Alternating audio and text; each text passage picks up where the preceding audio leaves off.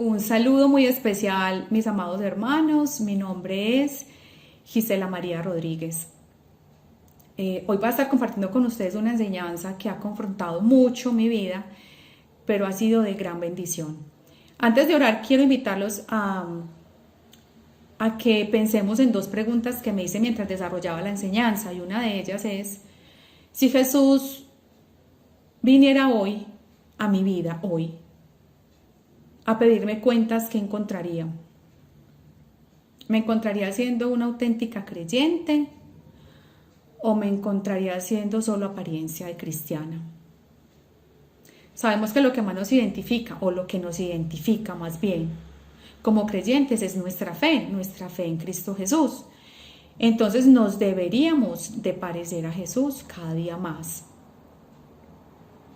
En este estudio descubriremos nuestro corazón y lo examinaremos y lo encaminaremos a desarrollar la voluntad de Dios.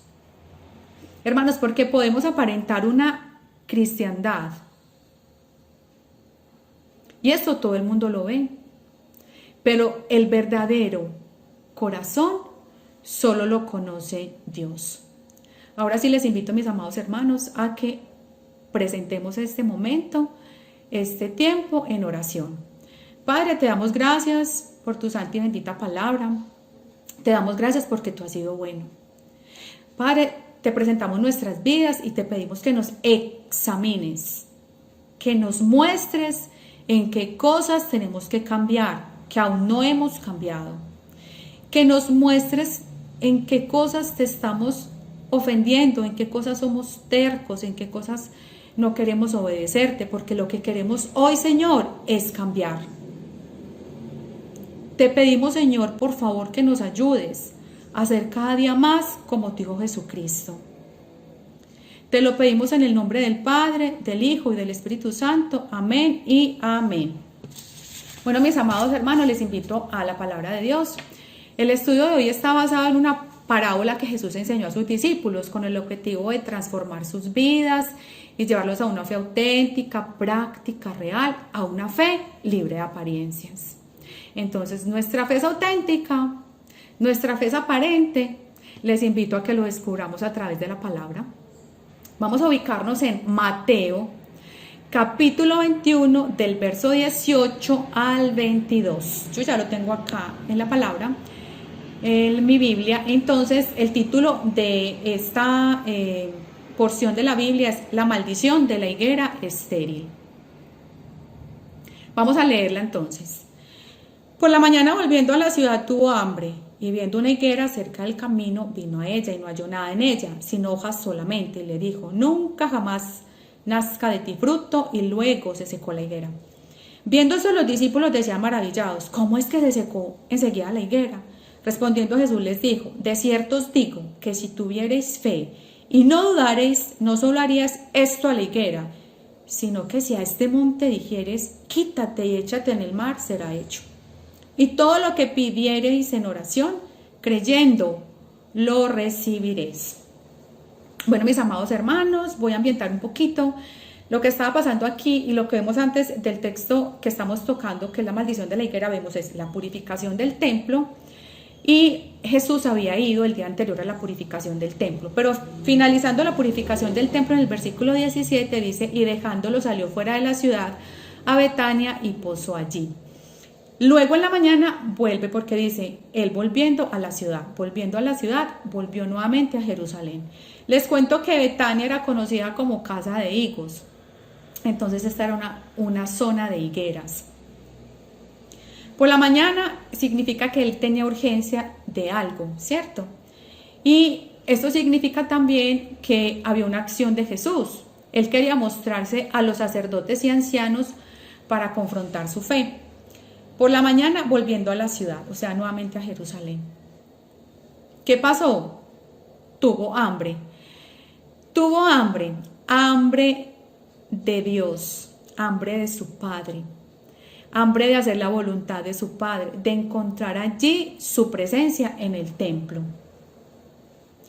Viendo una higuera cerca del camino, vino a ella y no halló nada en ella. Él vio una higuera, él se acercó a la higuera Esa es la acción salvadora del Señor. Él es el que viene a nuestras vidas. Pero también vemos la acción de Jesús, que es una acción de juicio. Entonces acá la higuera básicamente representa un juicio de Dios sobre su pueblo. La higuera acá es pues como el pueblo de Dios, ¿cierto? Representa la condición espiritual del pueblo de Dios y el juicio que vendría sobre ellos si no cambiaban.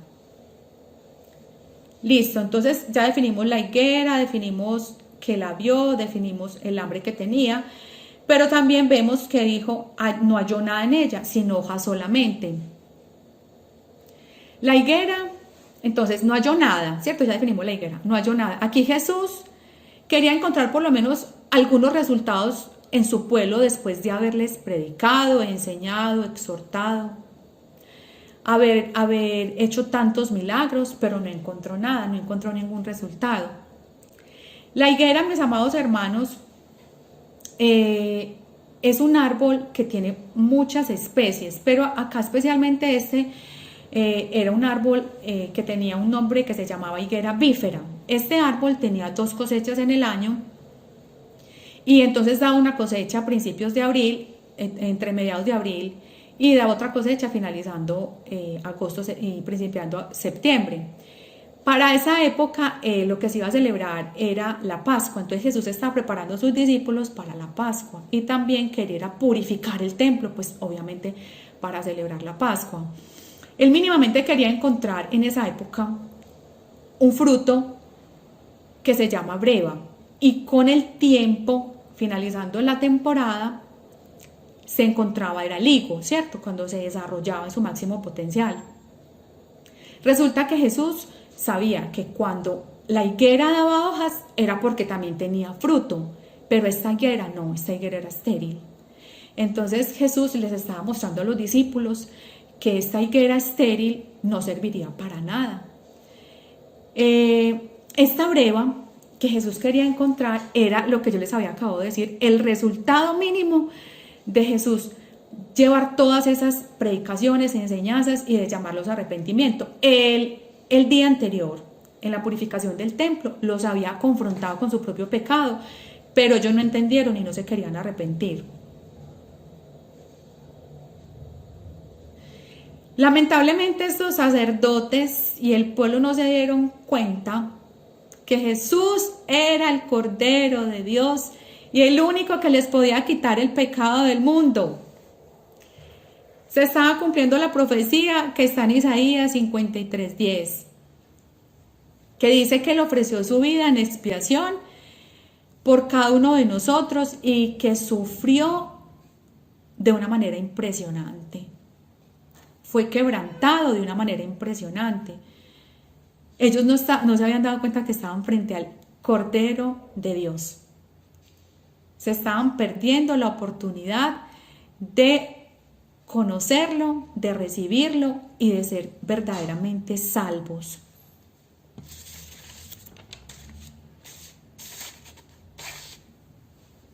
Recordemos, mis amados hermanos, que el rito de purificación era para que los sacerdotes ministraran al pueblo, pero el pueblo y los sacerdotes estaban contaminados de codicia y de maldad. Eran cueva de ladrones, habían cambiado a Dios por el dinero, solo lo honraban de labios porque su corazón estaba alejado de Dios. Esto lo vemos en Isaías 29:13. Solamente de labios me honran, dice Isaías 29:13, pero su corazón está alejado de mí. El pueblo y los sacerdotes estaban contaminados de levadura, de pecado. Recordemos lo que dice Oseas 4:9. Tal es el sacerdote, tal es el pueblo. Y en Oseas también encontramos que el pueblo pues se perdió por falta de conocimiento. Por eso es muy importante que nosotros nos llenemos de la palabra del Señor para que nadie nos engañe. ¿Cuál era entonces la verdadera fe? La verdadera fe que deberían tener estos hombres que eran sacerdotes, que eran los líderes del pueblo, que eran los que profesaban una fe, era amar misericordia, practicar justicia y humillarse ante Dios. Esto lo encontramos en Miqueas 6:8. No practicaban la justicia, robaban, robando, le robaban a Dios, le robaban a las personas, habían perdido el fundamento de la fe, que es Cristo Jesús. Su raíz, la raíz de este árbol era el amor al dinero, que es la raíz de todos los males. Recordemos que el Señor habla de que la raíz es un fundamento y el fundamento es Cristo. Y si el fundamento no es Cristo, entonces para ellos el fundamento era el amor al dinero. Por tanto, el árbol estaba gravemente desnutrido. La raíz estaba mal, por tanto el tronco también. No se alimentaba de la verdad. No se alimentaba del agua viva, no se alimentaba del pan de vida, no se alimentaba de la luz. Los árboles necesitan alimentarse del sol para la fotosíntesis. Este no tenía luz. El fruto que Jesús esperaba encontrar era ese arrepentimiento, esa breva, ese primer fruto que se daba en primavera. Jesús quería encontrar un resultado y era mínimamente el arrepentimiento. Mínimamente lo digo porque el fruto se va a desarrollar mucho más. Arrepentimiento, santificación, oración, adoración, misericordia. Ellos definitivamente profesaban una falsa piedad. Ellos tenían el conocimiento, pero no la iluminación. Eran hojas, solo hojas. Representaban esas hojas solo lo grandioso de un edificio físico, pero vacío, sin la presencia del Señor. Yo quiero acá resaltar algo con la oración. Todo hay que resaltarlo, pero vamos a resaltar algo con la oración y con la adoración. La oración me encanta porque estudiando el tabernáculo me encontré un versículo que me gustó mucho acerca de qué es realmente la oración. Y lo encontré en Éxodo 30:35. Dice la palabra de Dios en Éxodo 30:35. Le había dado una orden a Moisés de que hiciera todo conforme a lo que él le decía. Eso es algo que nosotros tenemos que tener en cuenta. Les cuento pues así a modo de información que el tabernáculo, el Señor le empieza a dar la orden a Moisés desde el capítulo 26 hasta el capítulo 40 de Éxodo. Son 14 capítulos dedicados a construir el tabernáculo de reunión. Entonces miremos la importancia que tiene el tabernáculo. Miremos entonces la parte de la oración. ¿Por qué hoy quiero resaltar la oración? Porque Jesús fue muy enfático cuando entró al templo y les dijo: ustedes son cueva de ladrones, pero mi casa es casa de oración. Quiero resaltar esto porque nosotros necesitamos reforzar mucho en la oración, ser esa casa de oración. ¿Qué es una casa de oración? Una casa de oración es construir. Cuando uno tiene una casa, uno empieza a construir, uno tiene que cimentar la casa.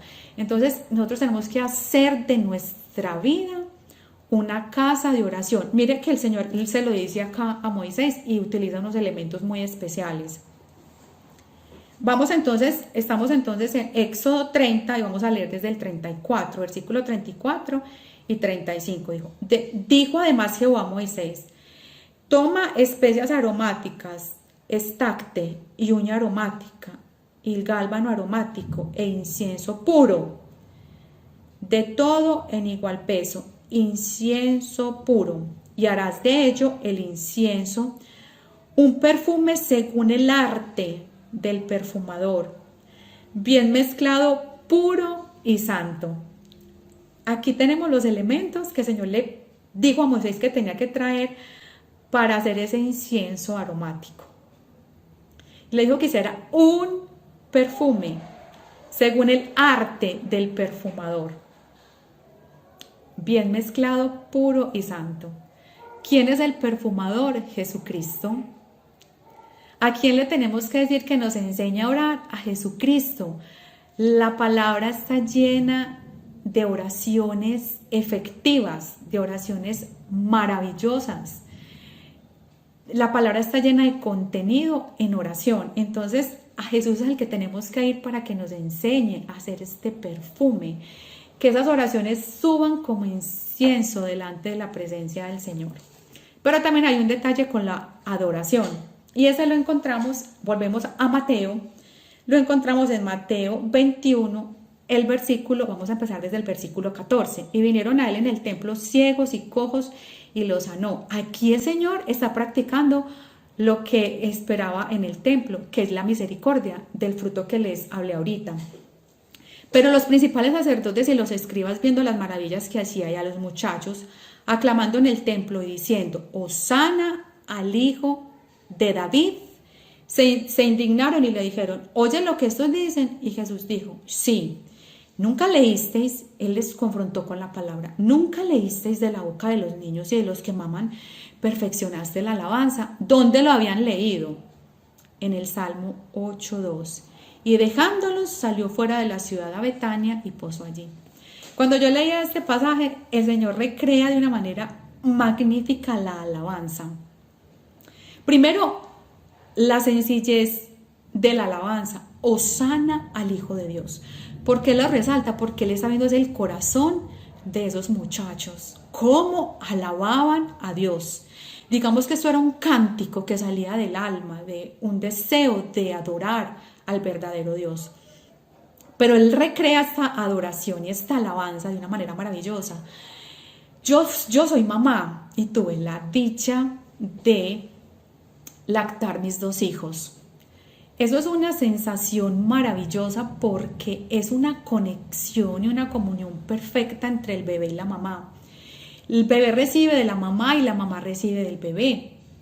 La mamá le da al bebé ese alimento que él necesita para que sea nutrido y para que él pueda crecer sano. Entonces, lo que yo veo acá es que Jesús es nuestro alimento.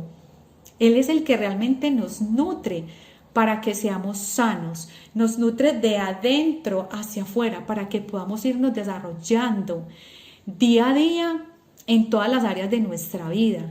Veo una comunión perfecta porque la recrea a través de una mamá y de un niño y a través de una alabanza que sale y fluye. Nosotros muchas veces creemos que la alabanza y la adoración están sesgadas a las canciones. Aquí vemos que el Señor la lleva mucho más allá. Las canciones son solo parte de un agradecimiento expresado a Dios. Claro, necesitamos conocer el contenido de la canción para saber qué tan bíblica es, pero realmente la verdadera alabanza de adoración es cuando llegamos al templo agradecidos con Dios, resaltando a Dios por esa comunión y ese favor tan grande que hizo por nosotros cuando nos salvó. Quería resaltar esos 2 aspectos de ese hermoso fruto que es el brevo o la breva, ¿cierto? Vamos entonces y continuemos y dice que él encontraba esperar pues mínimamente ese fruto, pero realmente ellos profesaban una falsa piedad. ¿Qué se estaba perdiendo este pueblo? Se estaba perdiendo todo. Pues si el fundamento no era Cristo, su raíz no era Cristo, pues obviamente el árbol estaba desnutrido. No estaban nutridos con absolutamente nada, no estaban nutridos ni con el agua viva, no estaban nutridos con la luz, no estaban nutridos con el pan de vida, no tenían el aceite que es el Espíritu Santo, no tenían la oración que es el incensario, no tenían la palabra. O sea, sí tenían la Biblia, digamos que en ese contexto ellos tenían la Torá, ¿cierto? Pero no tenían la iluminación. Nosotros necesitamos pedirle al Señor que nos ilumine, que nos dé el entendimiento de la palabra, porque le queremos conocer, porque le queremos obedecer.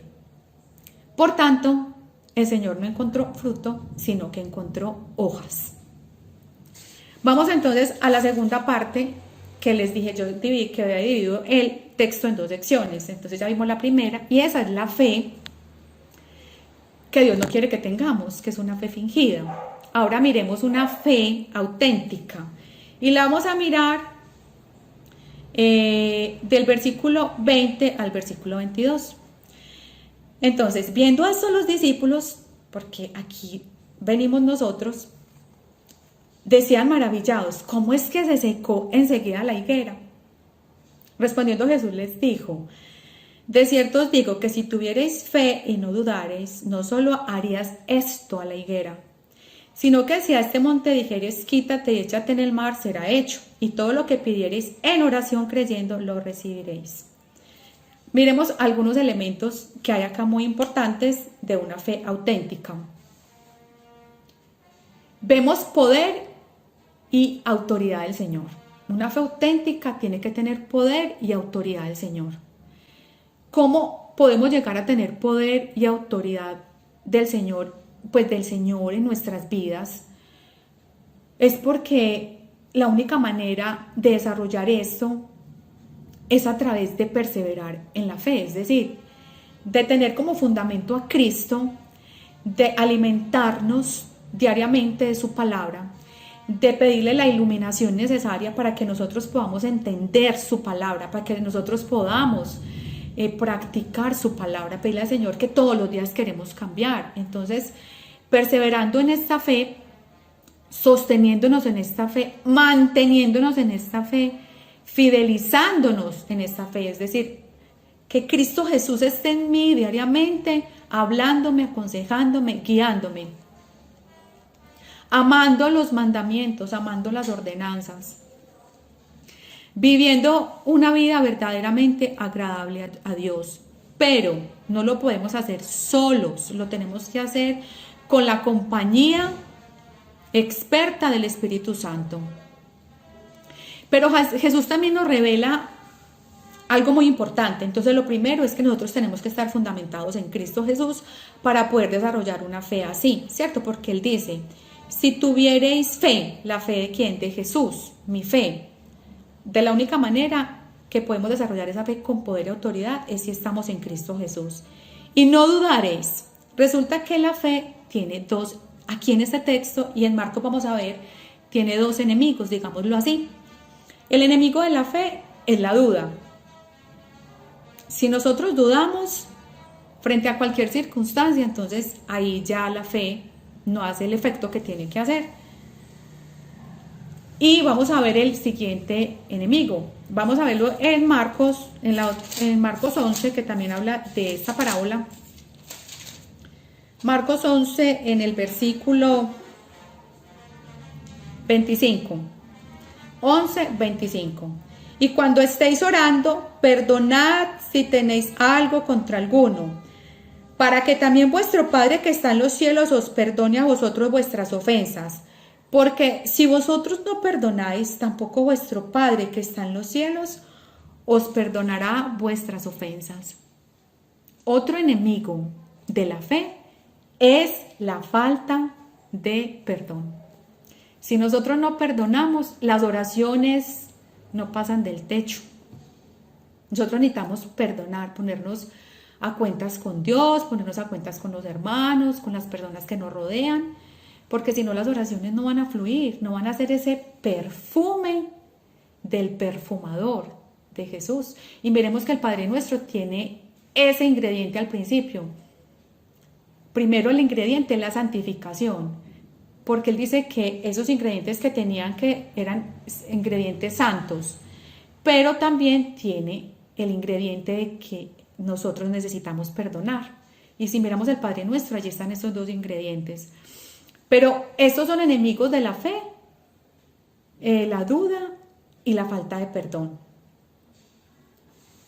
Entonces, lo que podemos mirar acá es que lo más importante que nosotros podemos hacer es que debemos identificar las dudas que tenemos.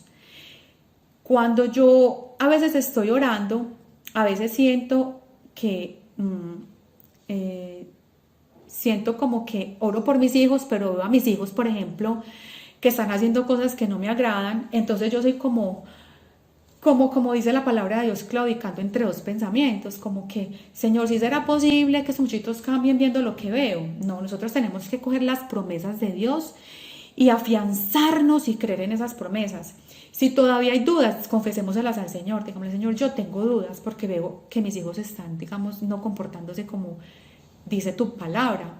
Pero bueno, Señor, yo voy a creer lo que dice tu palabra. Y empecemos a cimentarnos en las promesas de Dios, a cimentarnos. Y de esa manera nosotros orando y orando y orando vamos a transformar nuestro pensamiento. Y ese pensamiento ya no va a estar, entonces vamos a ver el resultado. Y también la parte del perdón, hermanos. Si tenemos algo en este momento con alguien, es hora hoy de que nos pongamos a cuentas y que hablemos con esas personas. La palabra de Dios dice que nosotros vamos al templo o a la iglesia, en nuestro contexto, y llevamos ofrendas, es decir, vamos nosotros, llevamos los diezmos, llevamos todo. Pero si nosotros no nos ponemos a cuentas con nuestro hermano, el Señor esa ofrenda no la va a recibir con agrado. Él quiere que nosotros primero estemos con nuestros hermanos bien, para que esa ofrenda suba como olor fragante, como ese perfume. Entonces, aquí el Señor nos enseña, si usted quiere tener, Él le dijo a los discípulos, ¿ustedes quieren tener una fe así?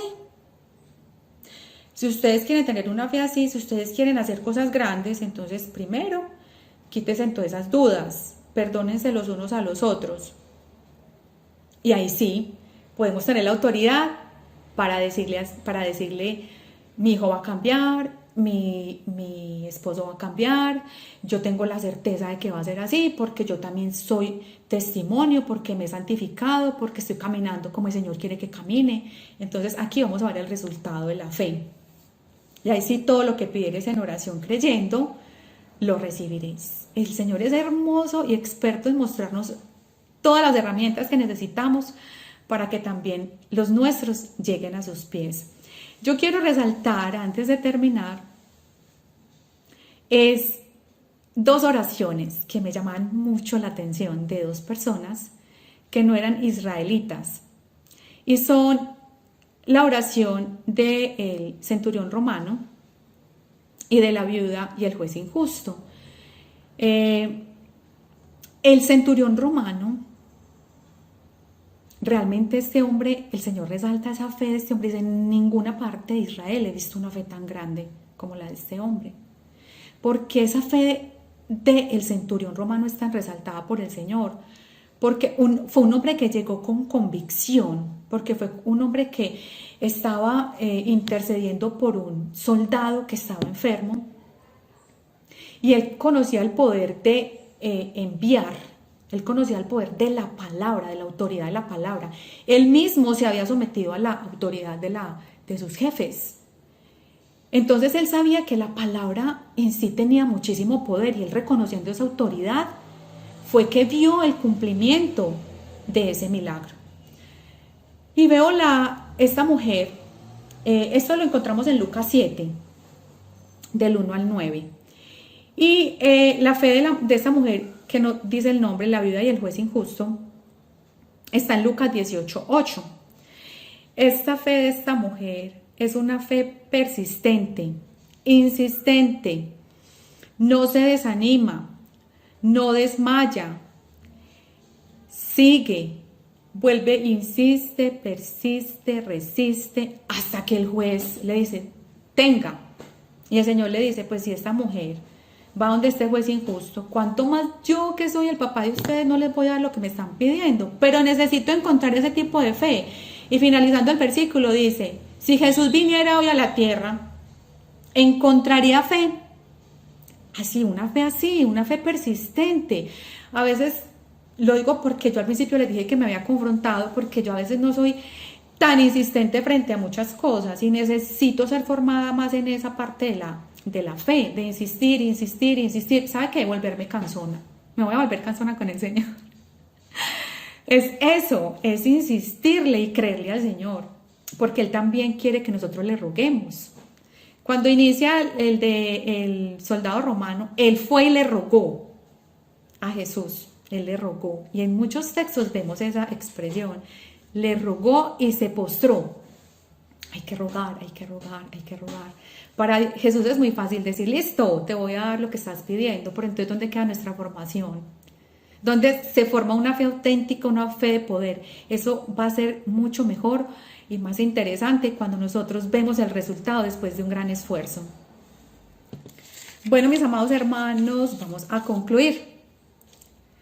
Hemos visto dos contrastes. Una fe que es solo hojas, solo apariencia. Una fe que no le agrada al Señor. Pero estamos viendo una fe que es una fe sincera, una fe auténtica. Necesitamos desarrollar esa fe auténtica. Eso es el llamado que el Señor nos está haciendo hoy.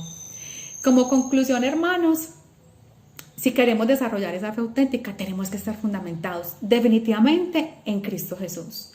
Necesitamos estar nutridos definitivamente en Cristo Jesús.